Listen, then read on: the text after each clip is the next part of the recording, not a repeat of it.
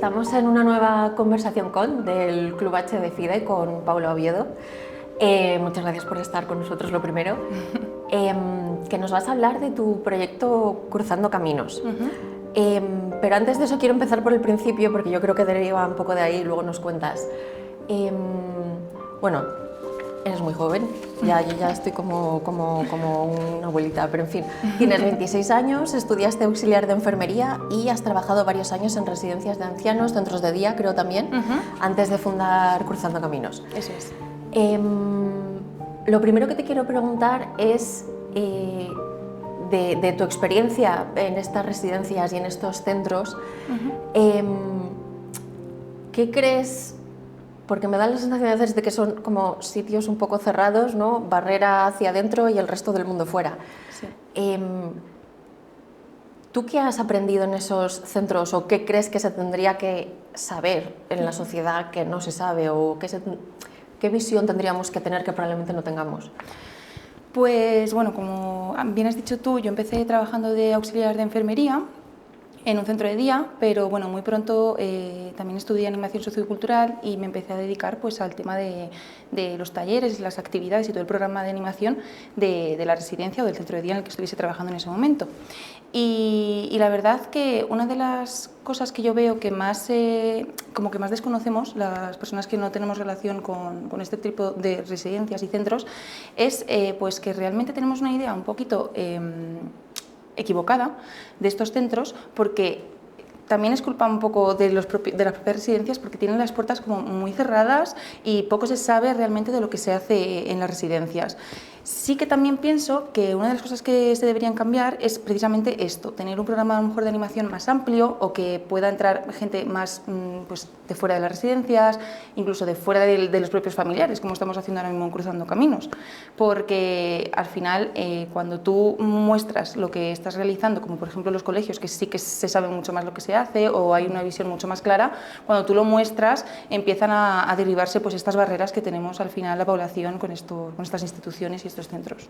Y que al final les aíslan mucho, ¿no? Yo creo que uno de los problemas vamos a hablar mucho de eso en esta conversación, del edadismo, que está por todas partes, es eso, ¿no? El aislamiento, el tener a las personas como en una especie de guetos, por decirlo de alguna manera, como si no fueran personas tan válidas como las de al lado, a todos los niveles de la sociedad. Pero bueno, dicho esto, y con la idea que tú tienes, ¿no?, de abrirlos más, que creo que tendría bastante más sentido, ¿crees que hay suficientes, especialmente en un país como España, ¿no?, con la población tan envejecida, pues residencias, centros de día o incluso otro tipo de centros donde se pueda atender adecuadamente a estas personas? A ver, suficientes, considero que sí hay, o sea, no es que haya suficientes, hay muchos centros de día, hay muchas residencias, pero por ejemplo, las residencias es algo muy conocido, en cambio los centros de día no son tan conocidos para el resto de personas. Yo me he encontrado con mucha gente que cuando he dicho trabajo en un centro de día y me han dicho, una residencia de mayores, y yo, no, una residencia no, es un centro de día, o sea, la gente mayor pues vive en su casa y va al centro de día a pasar el día, a comer, hasta las 5 de la tarde, da igual, y luego se vuelve a ir a su casa. Entonces, no es que creo que haya pocos, sino que también pienso que todos son muy parecidos entre sí, hay poca variedad también de residencias y centro de día, creo que se innova bastante poco en este sector. Y justo pues eso, que también la población está muy desentendida y hay como mucha confusión en este tema. Y solamente lo empiezas a ver más cuando te toca a lo mejor o bien una persona mayor entrar o que necesite de estos servicios, o los familiares cuando tienen que buscar una residencia, un centro de día para sus padres, hermanos, marido, mujer. Es cuando más empiezas a informarte, si no es difícil encontrar esa información, yo creo. Yo creo que hay... No sé si hay una especie de contradicción, porque no siempre, bueno, cuando salen algunas noticias espantosas que te ponen los pelos de punta, todos nos llevamos las manos a la cabeza, con razón, pero yo creo que la gente no es consciente de lo que cuesta llevar adelante un sitio así en condiciones. Es muchísimo, o debería ser, muchísimo personal, que por otro lado debería tener sueldos dignos, porque no es cualquier trabajo, estás tratando con personas y puede ser difícil y cansado. Y esa parte segunda de si quieres que estén bien, las cosas cuestan, no sé yo si lo tenemos tan asumido. No sé tú, por tu experiencia, ¿qué piensas?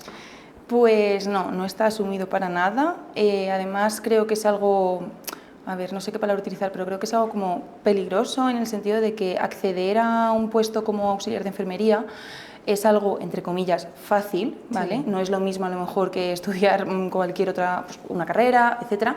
Puede ser algo fácil, que creo que no debería ser tan fácil, ¿vale? Porque luego la realidad es que una vez estás en la práctica no es un trabajo sencillo, simplemente porque estás trabajando con personas, cada persona es diferente y tienes que lidiar con muchísimas situaciones a lo largo del día. Entonces, al ser un trabajo que se accede de forma tan sencilla, ¿y qué pasa? Pues que hay muchísima gente que opta por esta vía para tener un trabajo fijo, con un sueldo, aunque sea mínimo, pero un sueldo más o menos seguro. Normalmente siempre vas a encontrar trabajo de auxiliar en una residencia, en un centro de día, donde sea.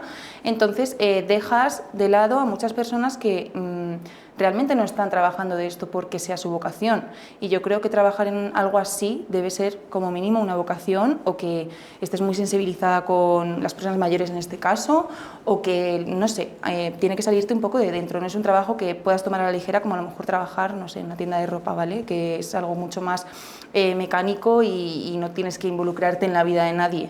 Entonces, por eso es un poquito peligroso y por eso pasan estas cosas de las que nos escandalizamos, que luego, por otro lado, creo que no tiene nada que ver que te paguen mal en tu trabajo o que estés saturado en tu trabajo para cometer actos como los que hemos visto en las noticias muchas veces. Sí, está claro. No tiene nada que ver, pero sí que es verdad que lo que decías tú, que muchas veces nos echamos las manos a la cabeza como, madre mía, es que cómo puede tal, no sé qué, y es como, bueno, esto es horrible, pero también es horrible que un auxiliar de enfermería tenga a lo mejor que asistir en el aseo a 20 personas mayores en 1 hora y media por la mañana.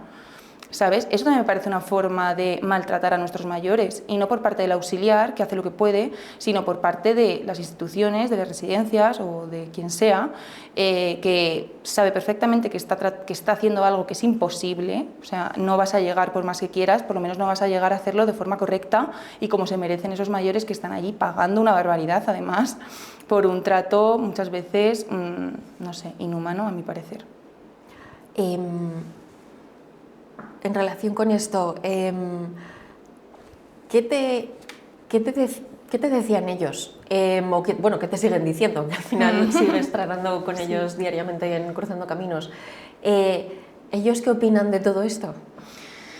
Pues ellos, por supuesto, son conscientes de todo lo que pasa y muchas veces lo difícil de este trabajo es que estás tratando con personas que en gran parte, porque esto es otra cosa que tampoco me gusta hacer mucho, que es como generalizar las personas mayores. A ver, obviamente vamos a generalizar porque tenemos que hablar así, pero cada persona es un mundo, como he dicho antes, pero bueno, en gran parte las personas mayores son personas que no quieren molestar, ¿sabes?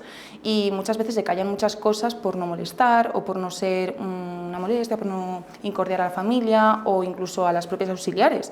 A mí muchas veces trabajando tienes que ser tú la que inicie esa conversación si ves a una persona, a una de las personas mayores con las que trabajas un poquito más baja de ánimos o es que al final pasas muchas horas con ellos al día, les acabas conociendo más que, vamos, yo conozco más a muchos mayores con los que trabajo que a gente de mi familia, ¿eh? Entonces, deberíamos ser nosotros los que les preguntan a ellos, ¿pasa algo? ¿Ha habido algún problema? Porque ellos por sí mismos no, muchas veces, lo que te decía, no quieren molestar, no quieren crear momentos incómodos, entonces no lo dicen. O sea, que es casi como si ellos mismos estuviesen, no sé cómo decirlo, asumiendo, aceptando que no tienen derechos, que no tienen derecho a lo que sea, a tener cambios de humor, en fin, a estar a disgusto o a querer hacer las cosas de otra manera, ¿no? Sí, sí, sí, o sea, eso yo de primera mano lo he visto, lo asumen, que eso es así y ya está. Por eso también es tan horrible muchas veces para ciertas personas mayores entrar en una residencia o en un centro de día, porque no se sabe realmente lo que se vive allí y se piensan que eso ya va a ser ver, oír y callar y que no van a poder decir nada, y entonces eso parte. Y ahora ya sí, con todo este bagaje decides montar Cruzando Caminos. Cuéntanos un poco, bueno, que lleva muy poquito tiempo Sí. en funcionamiento, pero cuéntanos qué es y cómo se te ocurrió la idea. Vale, pues bueno, como os contaba, yo trabajaba de animadora sociocultural en un centro de día. En este centro de día último ya he estado pues más tiempo. Y bueno, pues esto nace simplemente de que yo tenía muchas ganas de hacer muchísimas cosas con los mayores, pero veía que no tenía ni tiempo, porque al final es una jornada laboral como cualquier otra, y aparte que no es mi centro, las decisiones no las tomo yo, pero yo veía pues eso, que los mayores, no sé, tenían muchísimas cosas que ofrecer, se podía hacer muchísimas cosas más. Yo ya también me estaba cansando un poquito como de hacer siempre lo mismo, porque sí que es verdad que en las residencias y en los centros de día puede haber muchas actividades, pero no son nada innovadoras normalmente, ¿sabes? Pues siempre es un poquito lo mismo. Y yo veía que se podían hacer muchísimas cosas. O sea, una de las cosas que me han enseñado a mí las personas mayores es esas ganas de vivir, que encima normalmente le han perdido la vergüenza ya casi todo y están dispuestos a hacer cualquier cosa.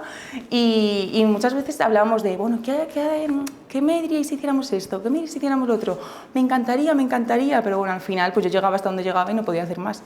Entonces, y aparte también de lo que hablábamos antes de puertas para afuera, yo quería un poquito abrir las puertas al mundo de los centros de día y de las residencias, que creo que también que así se combatiría mucho más muchos problemas y muchos estigmas también, porque cuando una residencia o cualquier centro está abierto a que lo pueda ver todo el mundo, es más difícil que pasen cosas, yo creo, ¿no? Y es más difícil que se hagan las cosas mal. Entonces, con todo esto de las redes sociales, cómo se mueve ahora el mundo, yo lo veía como muy a la antigua. Yo no entendía cómo una residencia no puede tener unas redes sociales increíbles, con los mayores haciendo vídeos, quien quiera, no sé, sentía que se podían hacer muchísimas cosas. Entonces decidí pues crear Cruzando Caminos, que lo que hacemos es pues ir a muchas residencias y centros de día, ahora también ayuntamientos en el propio pueblo, y pues realizamos ese acompañamiento a través de talleres y de actividades, sobre todo socioemocionales y creativas. Pero el acompañamiento no es solamente para las personas mayores, porque yo siempre lo digo que yo he aprendido mucho más de ellos que los mayores han aprendido de mí, vamos, seguro. Entonces también es una forma como de honrarles un poquito a ellos y hacerles ver que su experiencia y su vida, sus vidas, tienen sentido y todavía pueden hacer muchísimas cosas. A lo mejor pueden estar más limitados en la movilidad, algunos mayores, pero hay que darle también más poder a las conexiones entre personas y a una buena conversación entre una persona joven y una persona mayor. Y mi objetivo con Cruzando Caminos era justo eso, unir generaciones, que los jóvenes estuviésemos más implicados en la vida de los mayores, que les ayudásemos a lo mejor también a adaptarse a los cambios de la sociedad, pero sobre todo también a que los jóvenes empecemos a tener un poquito otro prisma y otra idea de vida, aconsejados por quien ya ha recorrido el camino antes, que son pues personas mayores que pueden aconsejarnos en muchísimas cosas, y de ahí nace Cruzando Caminos. O sea, que es, además de ofrecer determinados servicios, ¿no? Para las personas mayores, no sé si es igual o casi más importante que vuelva a estar la sociedad mezclada, que es lo que probablemente es lo que debería ser, ¿no? Que es lo que tiene sentido, aparte de que toquemos madera, todos vamos a cumplir años y a llegar a esa edad. Los que tengan suerte. Los que tengan suerte, efectivamente. Sí. Te iba a preguntar, lo has dejado entrever, pero por supuesto, cada persona es cada persona independientemente de su edad y de otra serie de condiciones, pero en general, ¿qué te transmiten o qué aprendes o qué te aporta estar con personas mayores que no te va a aportar estar con un niño, con un adulto, con alguien de tu edad, en fin? Pues a mí me gusta mucho relacionarme con gente de todo tipo, de cualquier edad, me da igual, porque creo que es así como se aprende un poco más de la vida en general. Pero en concreto las personas mayores lo que me han aportado ha sido muchísima tranquilidad ante las adversidades y los cambios en la vida, a preocuparme por lo que realmente importa, a darle mucho valor a la familia, a justo eso, a las conexiones humanas. Y bueno, pues no quería generalizar, pero sí que es verdad que cuando los que tengamos suerte, como decíamos antes, los que lleguemos a esa edad, al final lo que yo he visto en las personas mayores es que se quedan con las cosas de la vida más que más creíamos cuando éramos jóvenes o cuando somos jóvenes insignificantes, pues que son los momentos con la familia o no sé, ese tipo de cosas son los que me sí, lo no material y los afectos, sí, ¿no? eso es, lo demás, claro. Sí. Y me han enseñado pues sobre todo eso y a afrontar los problemas de una forma muy diferente a como lo hacía antes de trabajar con mayores. También he crecido, ¿vale? Ya han pasado los años, pero no sería, yo estoy segura de que yo no sería como soy ahora mismo si no hubiese trabajado con personas mayores. A mí me cambió la forma de ver la vida por completo. Y otra cosa, porque en alguna entrevista tuya he leído que tu abuela para ti fue una persona muy importante y supongo que algo tiene que ver en esta vocación tuya, sí. ¿no? ¿Qué ha sido tu abuela para ti? Que yo siempre lo digo, es que es una figura que a mí me da mucha envidia, ¿no? Tener un abuelo o una abuela presente en tu vida. ¿Y qué te transmitió? Pues mi abuela lo que más me ha transmitido ha sido el ser completamente con otra persona, o sea, el estar con otra persona en el momento en el que estás con esa persona, ¿vale?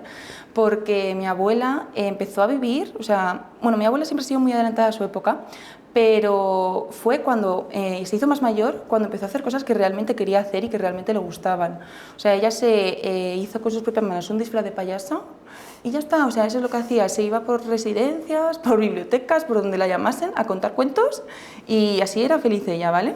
Y siempre me lo decía, pues eso, que hay que ayudar a los demás, qué tal, ¿sabes? Lo decía así como muy así, pero a mí se me quedaba aquí grabado. Y lo que sí que me ha dado un poquito de rabia es darme cuenta, yo me he dado cuenta más de estas cosas y del legado que me ha dejado mi abuela cuando falleció. Porque cuando yo era más pequeña, mi abuela falleció cuando yo era más pequeña, ¿vale? Yo tendría unos 16 años aproximadamente, 17, 18. Y a mí lo que, cuando he empezado a pensar más en ella o cuando he empezado a pensar más en estas cosas en estas conversaciones que teníamos o en las cosas que ella me decía, ha sido ahora, ha sido más mayor. Cuando empezó a trabajar con gente mayor es cuando sobre todo más empezó a echarla de menos y en cuanto me hubiese gustado que ella estuviese aquí ahora mismo para ver este proyecto, que sé que le encantaría y sería la primera en venir a todos los talleres. Y que te daría consejos e ideas. Totalmente. Seguro. Sí. ¿Cuáles son tus planes, porque bueno, llevas poquito, tus planes para el futuro de Cruzando Caminos? Pues sobre todo profesionalizarlo mucho más, el proyecto, darle forma. Al final yo vengo, como siempre digo, de abajo total y yo estoy aprendiendo con el proyecto. O sea, yo estoy creciendo a la misma vez que crece el proyecto. Esto ha empezado como una idea. He visto que a la gente le gusta un montón. Creo que una de las cosas que se me dan bien con este proyecto sobre todo es llegar a los mayores y a los jóvenes en los talleres, que cuando pruebas un taller, cuando vienes de voluntario a un taller, creo que salen de allí súper contentos, es lo que más feliz me hace. Y no sé, las redes sociales me están ayudando un montón, entonces me gustaría pues eso, darle forma. Todavía no tiene la forma definitiva, no quiero todavía decir nada de eso porque al final este proyecto va a ir creciendo con el tiempo, espero, y no sabemos tampoco lo que nos depara el futuro con Cruzando Caminos. Lo que sí que no quiero perder es la esencia de cómo ha empezado todo esto, porque nace de verdad desde mi mayor ilusión y desde lo más profundo de mi ser, o sea, esto es 100% real. Porque ahora mismo, ¿cómo funciona? O sea, ¿cómo se inventan cómo se crean las actividades? ¿Cómo llegas a un sitio determinado a hacer algo? ¿Cómo se apuntan los voluntarios? En fin. Pues al final, esto yo me lo guiso y yo me lo como. Yo hago la búsqueda de residencias, de centros de día, de ayuntamientos, de empresas que puedan estar interesadas incluso en un voluntariado corporativo. Yo lo busco todo y sobre todo por redes sociales es como más estoy llegando a las personas. A veces contacto yo con los centros, incluso ha habido varias veces que han contactado ellos directamente conmigo para realizar algún taller y me contratan directamente las residencias y los centros de día.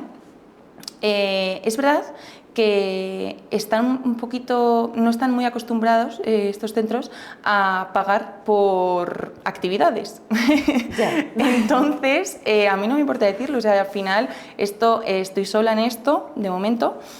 Bueno, con los voluntarios, por supuesto, pero lo estoy llevando sola y es algo que, aunque me encanta, pero me lleva casi todo el día. O sea, al final... Bueno, que es un trabajo. Claro. Sí. Entonces, yo considero que esto tiene mucho valor, considero que los talleres funcionan, considero que se crean conexiones muy bonitas y considero que, pues eso, que tiene un valor que se merece y que necesito para poder seguir adelante con el proyecto. Y de hecho, probablemente, que va un poco en línea con lo que hablábamos antes, si le damos valor a todo, tiene sentido que también sea un trabajo y que tenga una valoración económica externa, no solo, ¿no? Claro. Que no sea solo a través, que está muy bien, está fenomenal, de voluntariado.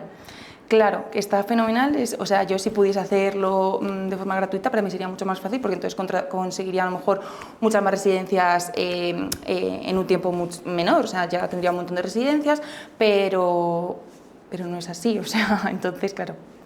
¿Qué tipo de actividades hacéis? Hacemos actividades sobre todo socioemocionales y creativas. Me he dado cuenta que las actividades socioemocionales funcionan muy bien, porque al final es como conectar también contigo mismo, te abres mucho más emocionalmente en el taller con los voluntarios con los mayores, y es una forma de conectar mucho más profunda.